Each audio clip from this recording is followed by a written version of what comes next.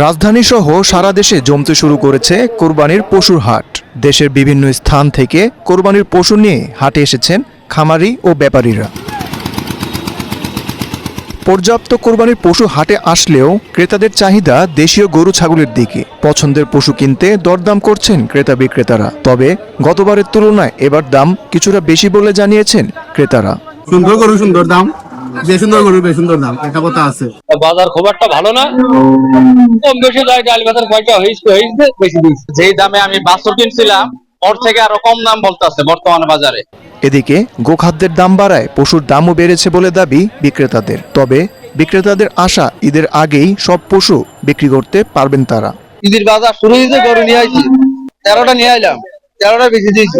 পশু হয় 50,000 টাকা দিয়ে কিনছে, ওই বছর শেষে ওই গরুটা 2 লাখ 2.5 লাখ টাকা বিক্রি হয়। হাটে জাল টাকা শনাক্ত এবং নিরাপত্তা নিশ্চিতে সজাগ রয়েছেন আইন শৃঙ্খলা বাহিনী।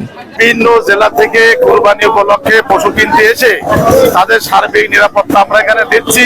আমাদের ভলেন্টিয়ার বাহিনী আছে, এখানে পুলিশ প্রশাসন আছে, পৌরসভার কর্মকর্তারা আছে। আসন্ন কুরবানির উপলক্ষে আমাদের যশোর জেলার মোট চাহিদা ছাগল এবং গরু মিলিয়ে 96,000।